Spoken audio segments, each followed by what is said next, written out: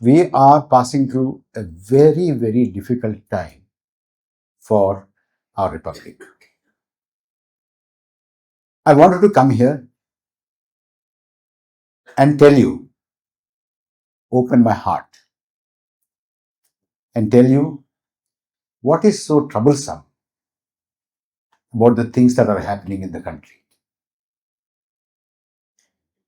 Please don't mistake me for being alarmist, but I must warn you that these kind of meetings are likely to become rarer and rarer, if not impossible. We may not realize, we might think that anything can happen anywhere, but not in India. You might also think that anything can happen anywhere in India, but not in Kerala. But that is not true.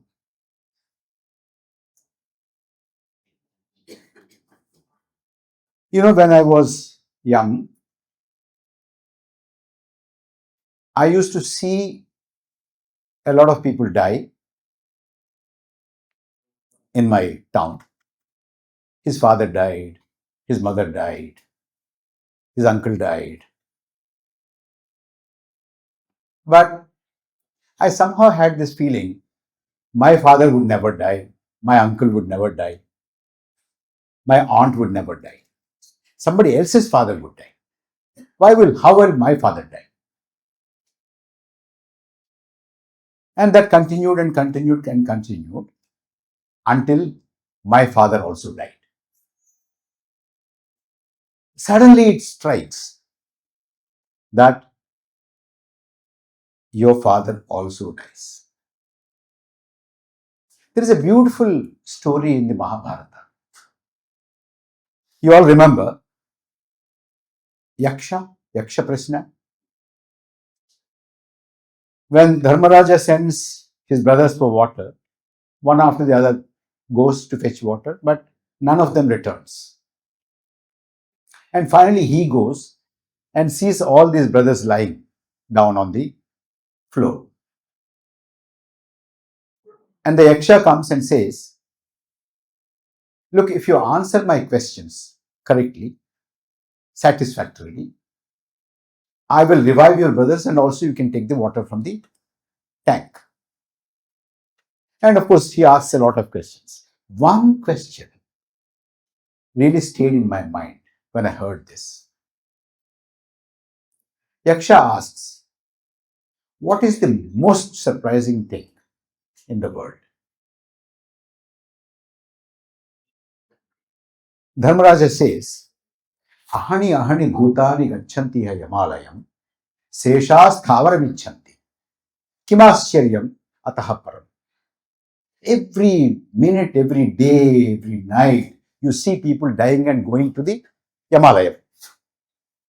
But the people who are around still, they think they are permanent. What more surprising thing can you imagine? It's like, oh, that country it can happen, this country it can happen, that another country it can happen, this country it can happen. But it won't happen here. This is the kind of thing that is the most surprising thing in our politics. Everybody thinks nothing will happen. And I have found a lot of people who are willing, even without being asked, to believe that everything is fine. What is happening today is the ideal situation. It should happen. Because there are so many people who told me, what is wrong with SIR? Should we not clean up our voters lists? Should we not? Of course we should. Do I want dead people to be in the voters list? No, I don't want. Do I want? If you closely study what has happened in Bihar, it started in Bihar. We all know that. If you closely study what has happened in Bihar, then you will know what kind of a cleaning up of the voters list that the Election Commission of India has undertaken. Let me start from the beginning. There is something called SSR, Special Summary Revision. SSR. SSR is done very routinely after every election or every year. Electoral roll is examined and some changes, some deletions and some additions are made. In Bihar also, after the Lok Sabha elections were over, from somewhere around October 2024 to about January end 2025, SSR was done. Please follow, as they say, follow the chronology. And I must tell you here at this stage that I am prepared to be challenged on every word that I speak here today. Every word. You are prepared to challenge me? I am here till midnight also. I will stand here and answer every question that is raised. I am not somebody who believes in Man Ki Baat. I believe in a dialogue. I say something, you ask me question, and if my facts or my inferences are wrong, and you can convince me that I am on the wrong track, I will be the first person to concede and say, yes, I'm wrong, I agree to this. Whatever I'm going to say today in front of you this afternoon, I say that with utmost responsibility. I am not going to make any frivolous allegations. I am not going to draw any conclusions which are not warranted by the data and the experience. Clear? SSR was done. Some revision was made. Changes were made. Amendments were made. Then comes announcement from the Election Commission of India that they are going to make intensive revision. Why intensive revision after summary revision? That's the question. Immediately it comes up, isn't it? Then the ECI said, after the summary revision was over, we had asked an organization to study, and that organization has come up with a report, and the report's recommendation was that whatever has happened was not satisfactory. It should be thoroughly, intensively revised. Fair enough. If there is a report, somebody expert says that no, this is not enough, you have to be very intensive about it, I have no objection. But some of us have asked the Election Commission of India, who are the people who made the study? Can you give us a copy of the study? Can you tell us what exactly were the recommendations? My friends, till today, the Election Commission of India doesn't want to give us who did the study, what was the study, and what are the recommendations. Till today. Now, if I say, in the absence of the Election Commission telling me, look, you're asking for it, take it. This is the report. These are the people who studied. In the absence of that, am I wrong in suspecting that there was no study? There was no report and there was no revision. There is no recommendation. Am I wrong? Please think about it. Then the Election Commission said, look, this is not new. It happened in 2003 also. We are only doing it once again. What is your problem? Really? I don't know how many of you were voters in 2003. A large number of you were voters in 2003, as I was also a voter in 2003. How many of us had to go with loads and loads of certificates and prove ourselves? Do you remember having gone anywhere? Do you? Any one of you? Now, this question is not only for those people who are sitting here, but also to the people in the entire country. Anybody who can say, look, I went in 2003 with these documents and proved myself that I am an eligible voter in this country. Have you? Do you remember? Any one of you? Which means that it did not happen. Or at least it did not happen the way they are conducting now. So two things are established. One, there was no report, no study. Two, 2003 it happened is not entirely true. So what are we expecting? I know a lot of people ask me, why are you quarreling with taking dead people out of it, taking duplicates out of it, taking shifted people out of it, taking absentee people out of it? You know, the Election Commission of India has a interesting acronym for this, SAD. Do you know what is SAD? The spelling is SADD.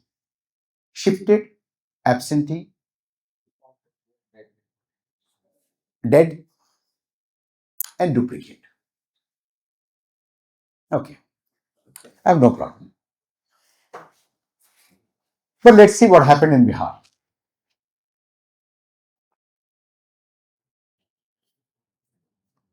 There was a lot of people studied. And interestingly, I don't think there is any mainstream media house which has paid much attention to this. Well, we don't have to talk about the mainstream media now, but you know what it is. With probably one or one and a half honorable exceptions, leave them. But by and large, we don't have anybody really following it. What was found by independent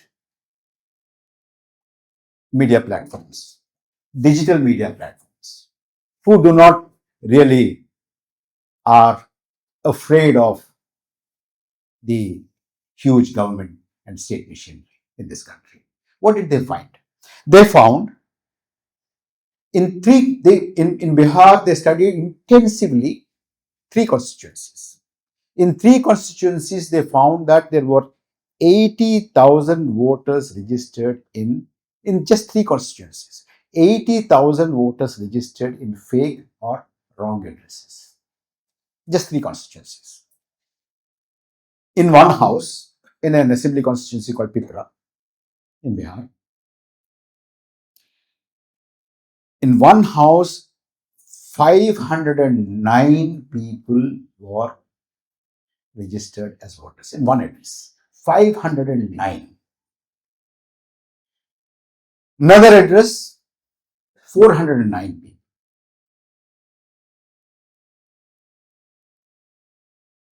The house address was wrong. Well, it's not only wrong, the house doesn't exist. Now, you tell me, if it is intensive revision of voters list to eliminate all these discrepancies and irregularities, can you have about 80,000 voters in just three assembly constituencies registered either in fake or wrong addresses? Tell me. Tell me, what is the sanctity of intensive revision? In another constituency, nine houses had 100 voters each, or more than 100 voters each. Can you find a house in the whole of the country which can have 100 voters? Ours is a universal adult franchise country. as far as I could understand, Professor Matai said, we don't carry any citizenship documents, unlike some other countries. You know, who asks you a citizenship document? Who asks an Indian a citizenship document? A foreign country asks. Never in the history of India, our government asked, Professor Matai, who are you? Tell me. No, but did anybody ask you? In India, if you go abroad, they'll ask you at the gate, they'll say, you show me. Then show your ID, show your passport, show me a paper that establishes that you are the citizen of India. But our Tehsildar, our collector, our secretary, our government, Professor, see that, did anybody ask you in this country? You see? In fact, that is the foundation. I'll tell you, I'll come to that. What is the foundation of our republic? We'll come to that. But let me deal with the Election Commission of India and these kind of concerns. Why are you against this? What universal adult franchise means, if there are 10 people in a village who are adults 18 plus, ideally all the 10 people should be the voters list should contain all the 10 people. At least the voter list should have 10 voters, isn't it? Or maybe if there is a small mistake, 9. If there are 11, then take out 1. You know, you do the intensive revision and take out 1. But can you have a situation where if there are 10 adults 18 plus and you have only 6 voters? Is it possible? Is it admissible? Is it acceptable? Now, what happens is, in Bihar, 18 plus population is 8.22 crores. And the Election Commission of India, after all the intensive revision, comes up with a figure of 7.242 crores. From 8.22 crores, it comes down to 7.42, which means 80 lakh people roughly are out of the electoral rolls. Now, if you tell me this is special intensive review, do I have a reason to suspect its motive? Please tell me. If you think and prove that I'm wrong in suspecting, I'll shut up. I won't even proceed. I won't utter even one sentence. Then you have, among the adult population, you have roughly what is the male and what is the female. If you look at the after revision, intensive revision, there is a reduction of 16 lakh women voters in the final after SIR. 16 lakh women voters fall short of the number. 16 lakhs. Imagine. Now, you want me to believe that SIR is perfect? It is well-intentioned, bona fide? Then, normally in general data, statistical data that we have from Bihar is Muslim population is around 17%. After the SIR, the reduction of Muslim voters, the shortfall of what it ought to be and what it is 25%, not 17%. So there is a reasonable ground to suspect there is a targeting of women voter and the minority voter. I'm not going into, Adivasi voter, Dalit voter, and all that I'm not going into. There are studies which have happened. Then there was another small phase of further revision. And in that, the shortfall of the people who were deleted, of the number who were deleted among women and especially Muslim, is it had to be 17% at all, if at all, proportionately. It became 25%, but finally it became 33%, the deletion. So, am I completely wrong in suspecting that there is some kind of a targeting? Am I? You tell me if there is reason, I'll stop. I won't suspect. Then, one of the newspapers had done a demographic study, and those people who are told that, these many people died and they were therefore taken out, and they went into details and looked at who were the people who died. They were in their 30s, 35, 37, 40. Somebody might die at 30. I'm not saying that nobody would die at 30. But then overall, generally, the demographic trends, if you look at the trends, you won't have more people dying in the age of 30, 35. But here, the deletion in the name of death is that. A lot of them. So it doesn't really match with the demographic trends. That is another red flag. Most important aspect in this whole thing, which the ECI is very, it doesn't communicate. I'll tell you one interesting thing.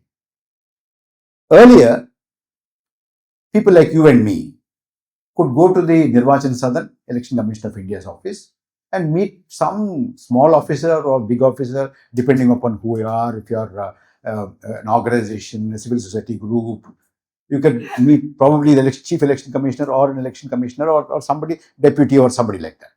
And if you are a nobody like me, I could at least go and give the thing to some officer who receives the grievances. But today, you are not allowed to cross the gate of the Election Commission of India's office. At the gate itself, there is a small opening, like a window, small window. You put your memorandum into it, and one hand takes it. You feel that it is taken and you come out. That means that you have given the memorandum. Nobody knows what happens to that memorandum after that. That's it. And they don't talk. But you will get some idea of what the Election Commission's thinking is through what is called sources. If there are some journalists here, they'll understand what is a source. You can't attribute it to anybody. Nobody can. No, people will say, "When did I say?" I didn't say. Sources. But day in and day out, the sources told us that thousands and thousands, maybe lakhs and lakhs of infiltrators, foreigners were deleted, were taken out of the electoral rolls. Very good. I don't want a foreigner who has nothing to do with India, nothing to do with my political process, our political process, to be exercising. And there's a legitimate concern. No problem on that. Then people went to court. You are deleting 65 lakh people. 65 lakh people, if you're deleting, just tell us what procedure have you followed. You see, Election Commission's manual very clearly tells you that if Parakala Prabhakar's vote has to be deleted, a notice has to be served, saying that, look, we came to know that you're dead. Are you dead or not? We came to know that you're shifted. Have you shifted or not? We came to know that there is a duplication, or we have come to know that you're absent from here. Then I'll say, no, I'm not dead, I'm here. Then I write saying, no, I'm here. Or somebody else will say, no, he's here. He's just gone to, Kottayam to attend to some work. How many notices have you served? And who are the people whom you have deleted? What is the list? And what are the reasons for the deletion? You give us the name, give us the constituency, booth number, and this is the reason for us to delete those names. Just give us. The election commission went on and on and on in the Supreme Court of India saying that we do not have to give the list. Why? Why? Okay. But for some reason, the Supreme Court said, no, you have to give. Repeatedly, after Supreme Court has said that you had to give, they gave. But they gave it in such a way it became so difficult for people like us to understand what it is because it is dispersed, constituency-wise, booth-wise, mandal-wise, or block-wise, or whatever. Anyway, there are some very persistent people, thank God, in India. They collected all this and put it together. Believe me, there is hardly anybody whose name is mentioned as foreigner, the reason for his or her deletion. So where are these? Where are these thousands and thousands and lakhs of Guspetya infiltrators who are coming in and completely distorting the electoral process of India? Where are those? Now, if you want to go a little more into the details, I will tell you that look, about 3 lakh, around 3 lakh objections raised on the basis of these people are foreigners. 3 lakh 75 were objections, total objections raised, not on foreigner ground. And out of that, 1087 were, the reason cited was foreigner. Out of 3.75 lakh total overall objections, 1087 were on the basis of somebody being a foreigner, of which self-declaration, acceptable self-declaration, was about 390 out of the 65 lakh deletions.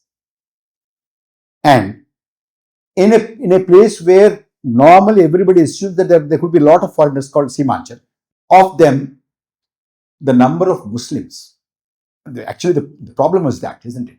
76. Of 76, 10 are in Simanchal. Of them, 5 are Muslims. Of them, 2 were dead. So only the foreigners alive were 3. That is the saga of foreigner, Guspetya. You can identify them by their dress. They will take away your mati, roti, beti. There were how many? 3. Okay.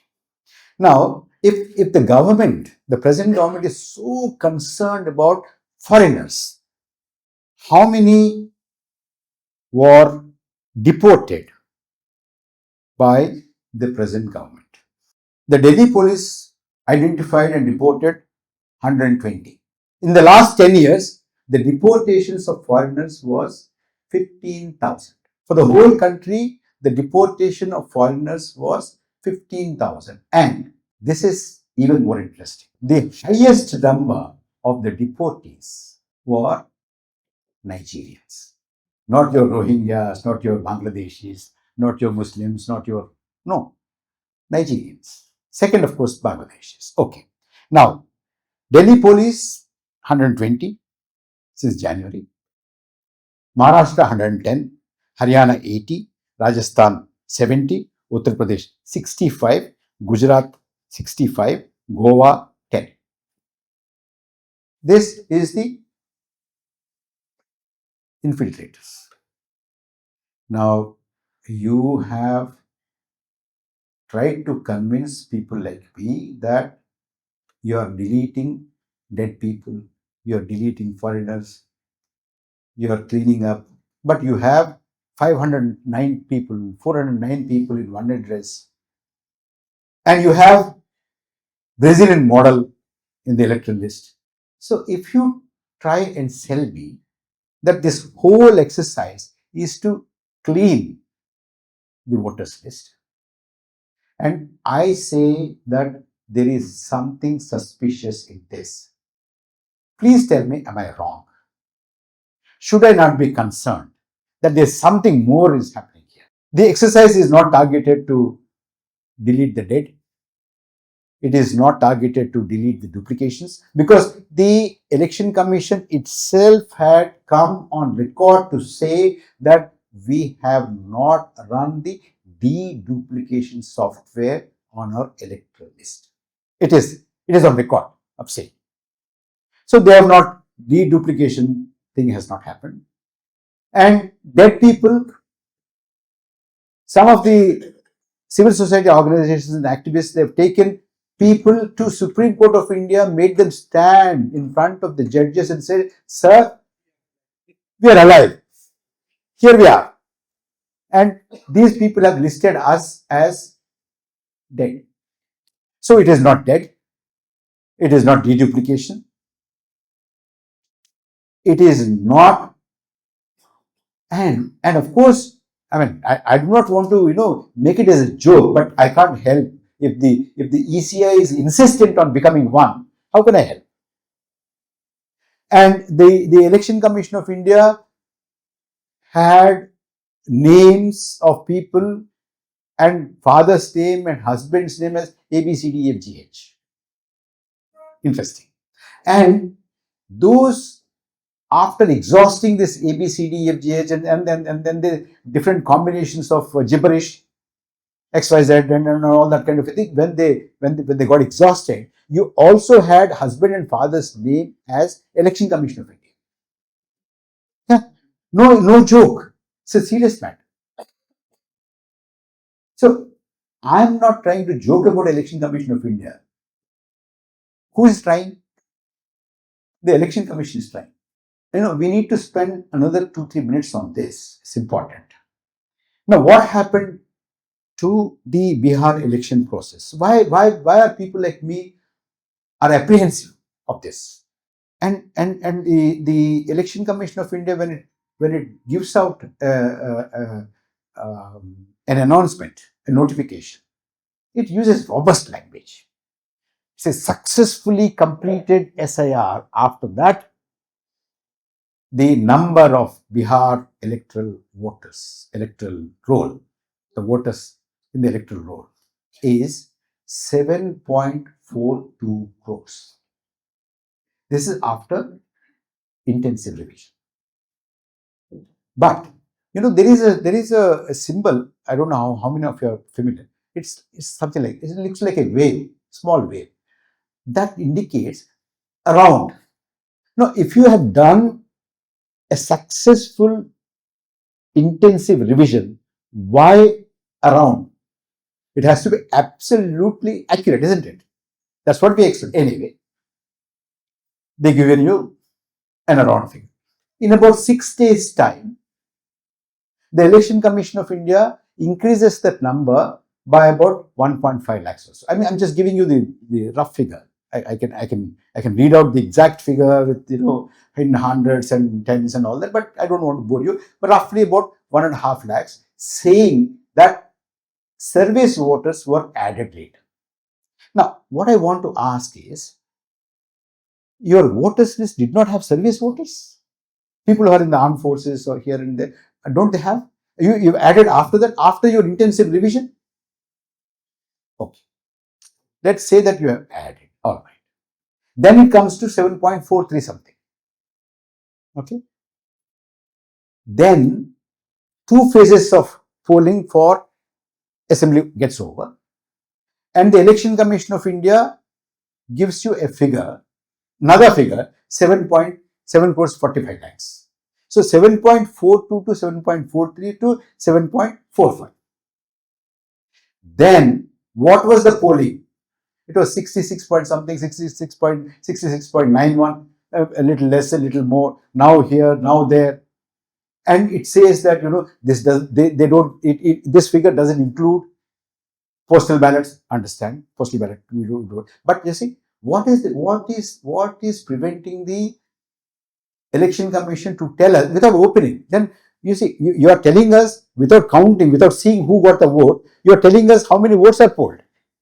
Then what prevents you from telling how many postal ballots have come to you? Because after all, postal ballot people are not outside the voters list. They are in the voters list, but they are discharging duties in different parts of the constituency or the state or whatever, isn't it?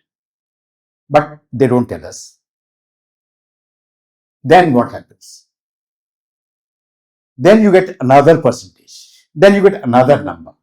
So 4.2, 7.42, 7.43, 7.45. Then there's one more thing. It says it doesn't include postal ballot. It also doesn't include third gender voters.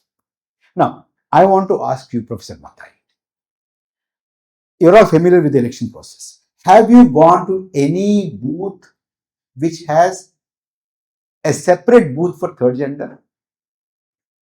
A separate ballot box for a booth, third gender, or a separate EVM for a third gender? No. Everybody stands in the same queue. So, how did you not, in the total polling, how did you not include the third gender? Because it's all there in the same thing, in the same EVM, isn't it? Then they say doesn't include. Okay, fine. I don't know how it's possible to separate these, but anyway, let's not doubt it. That then what happens? When is it that the election commission tells you that they've included around 1.5 or some number of service voters? After the polling was over. After the polling was over, then service voters are added. They say that is why it is this much, and then they say 6 days after the results were declared, then the election commission brings out another document called highlights. In the highlights, election commission gives another figure, not 7.42, not 7.43, not 7.45, but 7.46. After the election results are declared. Now, there is a very important portal called the Quint. The Quint team had studied and they have come to the conclusion that 75 seats have changed hands in Bihar as a result of SIR. Tell me if I should not have any misgivings about SIR, I'll shut up. This is what it is. Now the second phase of SIR is happening. 12 states.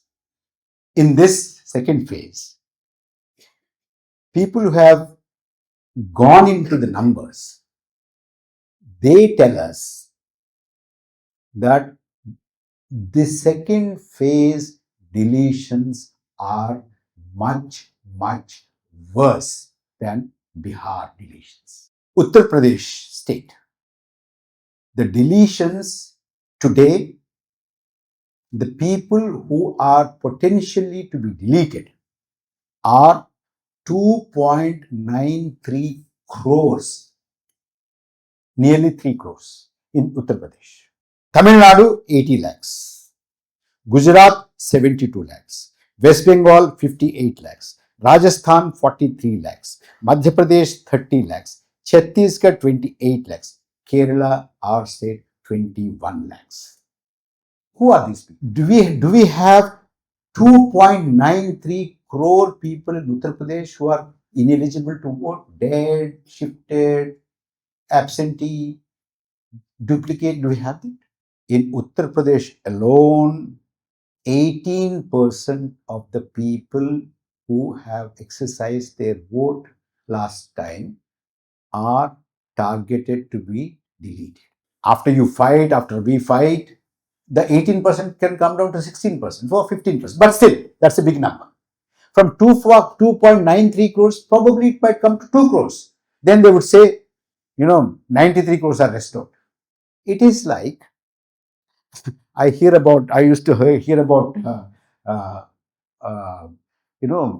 a lot of people in a country used to buy shoes of one size less. So there was a survey done. Why are you buying one size less? Because, the people said, because, life is so horrible that if I wear one size less shoe, and in the evening I come home and I open the shoe, when I take my feet out of the shoe, I feel so nice. I want to get that feeling. Therefore, I buy one size less. It's like, you're threatened with 18% GST. Then reduce it to 12%. You see, I've given you so much of relief. And we all feel happy. We all feel happy that we got so much of relief. So 2.93 crores were targeted, but after you agitate, we have reduced it to 2 crores only. See, such a relief I've given. This is the trick. So 2.93 crores, and this is 18% of the UP electorate. And overall, if you look at Gujarat, if you look at Tamil Nadu, if you look at Puducherry, etc., all the states now, 12 states, the average is about 13 to 14% of the electorate is targeted to be disenfranchised. As Professor Matai had said, potentially ineligible voters. This is where we are. Now, from here, I want to go into briefly, the question is, why is it? And I want to make an appeal here. So please don't look at it as an election issue. It is much more than an election issue. It is not a question of which party wins and which party loses.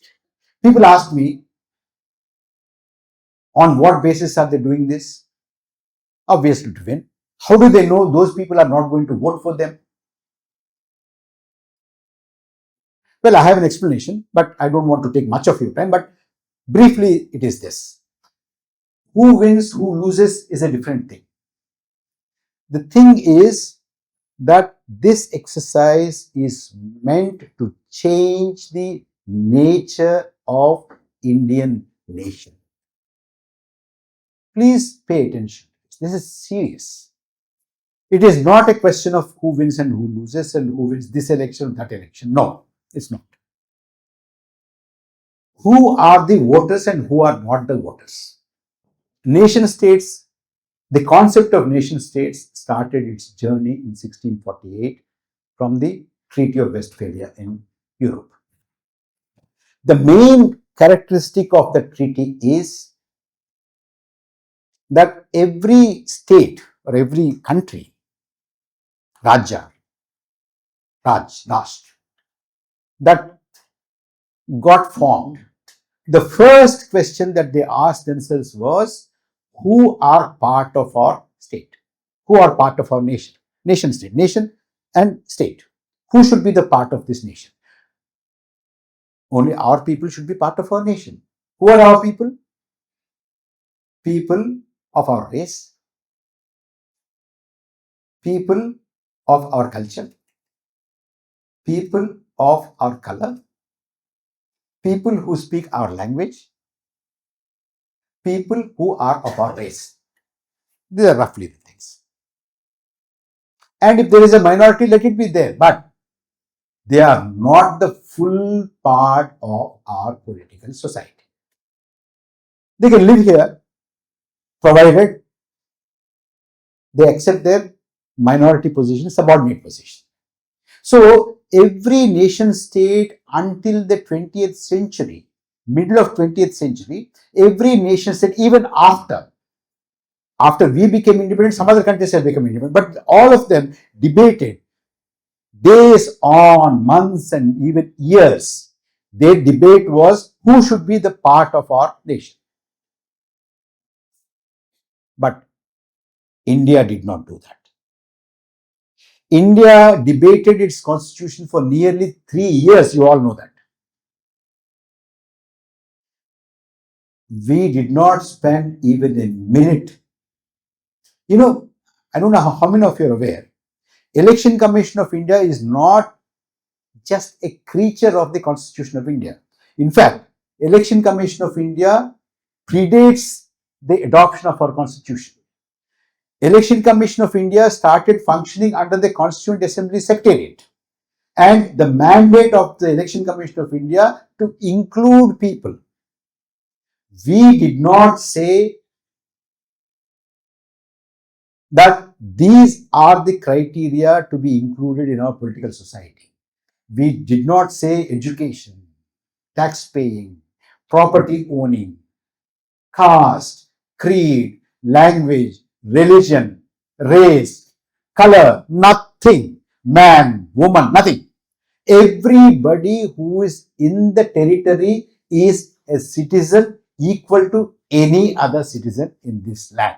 That was our creed. Unlike all the countries, other countries which constituted themselves as nation states on the basis of religion, caste, language, culture, race. No, ours was not. That was Project India. What is happening today is a complete antithesis to the grand project of India. What did we debate? For 3 years, what did we debate? Some people say it is nothing but 1935 Act. No, it's not. There are elements of Act 1935 Government of India Act, but Constitution of India is not just an improvised version of the Government of India Act 1935. We debated a very enlightened set of concepts: justice, equality, fraternity, liberty, secularism. These were the concepts that we were debating. How do we ensure justice to our people? How do we ensure that, after millennia of oppression, suppression, denial, inequality, how do we make them equal? How do we give them opportunities? And in a country, this is the country where every religion which is there in the world is represented here. There is no other country. Every religion which is on the face of the earth is in our country also. When we have so many religions, so many regions, so many castes, so many variations, when all these people are here, how do we make them feel equal? How do we give them equal opportunities? How do we foster a sense of fraternity? How do we make them feel I am also a part of it? It is my country. How do we make that? This is the essence of the 3-year-long debate that the parents of our Constitution have done in sitting in the Constituent Assembly in Delhi. No other country had done. So that is the Project India. Today, those people, those platforms, those organizations, those individuals who had no role at all in the long drawn fight against the British colonialism, today are marketing themselves as patriots. No, what is more surprising is not only they will try and market, but there are so many people who are believing, yes, they are patriots. That is the most surprising thing today. Now, they have no part in that concept of India. They had no role in shaping that constitution. Today, they are trying to destroy this constitution. They are trying to destroy the concept of justice, equality, fraternity, secularism. These are the concepts they are trying to destroy. And SIR is nothing but another way of bringing in criteria for citizenship in this country. They tried in 2019 CAA, they tried. There was a backlash. They withdrew. Now, stealthily, why do I say this? Why do I say this? Because people are asking, well, I can't give all those documents. What I can do, I have Aadhaar. Why don't you take Aadhaar? You know, slip of the tongue or whatever. Election Commission said Aadhaar is not an evidence of your citizenship. Are you then trying to determine who is citizen and who is not citizen? Then they say, no, no, we are not doing that. But that is what they said. They said it in the court. So the game is given away. So they are bringing CAA through backdoor. That is the reason, my friends, I say SIR is nothing but bloodless political genocide. Nothing else. I tell you what. You see, earlier, 16th century, 15th century, 17th, 18th, 19th, 20th, and even after independence came to India, even after some other countries also became independent, when they found there were others other than their religion, other than their race, other than their tribe, other than their language, other than their color, culture, what did they do? They either pushed them out forcefully or they killed them.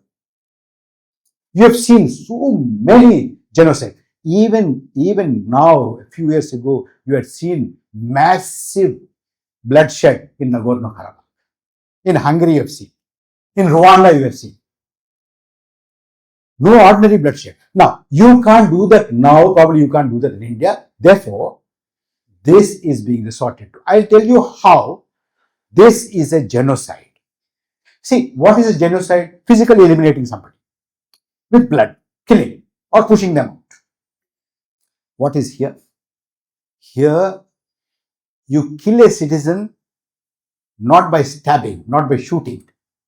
You take the voting right. Then your citizenship is gone. You're killed. You are killed as a citizen. Finished. Over. You're not part of the political community. Is SIR in that sense, is it not a bloodless political genocide? I'm asking you. Think about it. This is what is happening in this country in the name of SIR, in the name of cleaning up the electoral roll, and by telling us that it is cleaning up of the electoral roll. I say it is not cleaning up of the electoral roll, it is cleansing, like ethnic cleansing, religious cleansing. It is a political cleansing. And it need not be directly or indirectly now itself beneficial to a one political party or the other. Please don't mistake it. Don't try to bring these two things together now itself. No. It is when so many people are taken out of the participation from the political community, then the contest, whoever is contesting, they have to contest for the approval of those small number of people. Isn't it? Which means an Adivashi who is not anymore a voter, will any candidate or any party candidate or leader go and put namaskaram to him? Will they? No. If so many women are taken out, will anybody care for them? Will they announce big schemes for them? No. If particular religious people are taken out, will anybody care for them? No. So that is how the small or contraction of the electorate and changing the character of the electorate. Now, I'll tell you one example. Till about 80s, mid 80s, in my state, it was thinkable for a Hindu to be elected from Hyderabad Lok Sabha constituency. Now you can't think of winning, leave alone. No political party fields a candidate who is a Hindu in Hyderabad Lok Sabha constituency. And Secunderabad, it was possible for a Muslim to win for 2 Lok Sabha. Today, forget it. No political party even fields a Muslim candidate from Secunderabad. Why? because the constituencies, the nature of the constituencies, delimitation have changed the character. You cannot. Similarly, India's character, India's political society's character is so drastically changed now that look, today the ruling party has not a single member from the largest minority in our society as its member of parliament. Not a single member of the largest minority is found in the union cabinet for the first ever time. Not only don't have, but in Gujarat and Uttar Pradesh, even your neighboring Karnataka, they do not even field one Muslim candidate as their party candidate, as their party representative. And there are very important, high-ranking ruling party leaders who say we don't bother because they don't vote for us. That is the transformation of the society that they have brought. Okay. Now, we have seen what SIR is, what it has done to Bihar, what it can potentially do to other 12 states, how it is contracting women, Muslims, and the marginalized people, poor people, what it is doing. We have seen that. And what is the game plan? We have seen that. Now, I do not want to leave without telling you what can we do. Give me 2 minutes. I'll tell you what I have in mind. Probably you can think of much better way of countering this. One, my appeal to you, and this is the main reason why I wanted to come to Kerala, I wanted to come to you. Please abandon the spectator syndrome. We are no longer spectators. I'll tell you why I say this. Because you see, what happens is mostly, I've come across a lot of people, that they talk to me about elections, about SIR, about what is happening, as though there's some game going on there. Like you watch a cricket match. You watch a cricket match and say, oh, this team should have had, 3 spinners instead of 2 spinners. This team should have brought that man as the opening batsman. This team should have, their batting order is bad. Their fielding is bad. This is bad. That is bad. They should have nothing to do with me. I mean, that's happening there. Rahul Gandhi should do this. India Alliance should do this. That people should do that. They should have, chosen not so many Yadavs, but less number of, as though there's nothing to do with us. Please abandon that spectator role, spectator syndrome. Unlike cricket match where you have no role, here this is about us, this is about our children, this is about their children. We have to take the thing into our own hands. I do not want to be disrespectful to any political party, but let me tell you this frankly, because I know you are enlightened people. Please do not outsource the defense of democracy to political parties. Because political parties which are essentially undemocratic cannot defend democracy.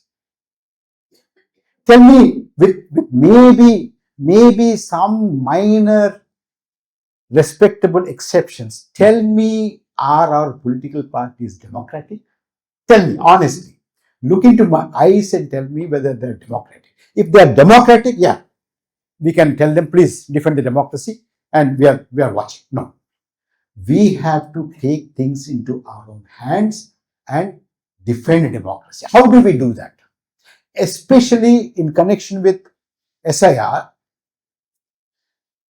the Election Commission rule book itself says that revision should be done transparently, publicly, in front of the Gram Sabha and Ward Sabha. I can read out the provisions to you. But it is there in the rule book of Election Commission. Now, challenge I am challenging here. You please challenge Election Commission. If you want to do SIR, do SIR. If you want to delete dead, sad, all those categories, shifted category, absentee category, dead category, duplicate category, you want to do it. But come, sit with us in the Grama Sabha. Take out the list and say, Parakala Prabhakar is dead. Is he dead? Somebody will say, yeah, he is dead. Take it out. Somebody will say, no, he is not dead. And I myself get up and say, I'm here. Then retain it. Then, Professor is shifted. No, he's not shifted. I'm here. Then retain it. Then somebody says, he shifted to Kottayam. Yeah, take it out. See that Kottayam has his name, not here. All right. Do it transparently. Insist on transparency. Insist on public hearing. Insist on Grama Sabha and Ward Sabha. Challenge them. If you are genuine about cleaning up the electoral roll, if your intentions are bona fide, if you don't have any other agenda, come into the public and do it. This is the challenge I think Janakiya Pratirodha Samiti should throw at the Election Commission of India. This is our challenge. Come, we will take you on. If you are willing to do that, do it. Then this will spread like wildfire throughout the country. If here you take a pledge that, look, we will see that the Election Commission of India does this transparently, and we are for correcting the irregularities of the voter roll. We are not against, just because they are doing it, we are not against. Fine. You say that, and this message, I'm telling you, it will catch like wildfire.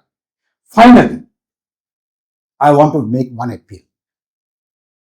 You see, the Constitution, we talked about the values. There are people who are dead against these values. They want to revive old, oppressive, unequal, unfraternal, unjust practices. And you have to admit the strength of your enemy also. They have been working, relentlessly working with discipline, with commitment, maybe wrong cause, but with commitment. Whether there are 10 people, 5 people, 3 people, 15 people, 20 people, they still went on and on and on. And today, they are able to subvert the Constitution. Which means that there has been an army, Professor, an army working to assault the core values of our Constitution, working for decades. Now, tell me, if there is an army working to defend the core values of our Constitution, is there an army? If there is no army, isn't there a need for us now to create an army to defend the core values of our Constitution? Now, if you tell me that you will think to create an army and do create an army, I will go with my chest swelled with pride and satisfaction. I'll go from here. Yes, there is going to be an army starting in Kerala to defend the Constitution, the core values of our Constitution. Give me that gift here. Thank you.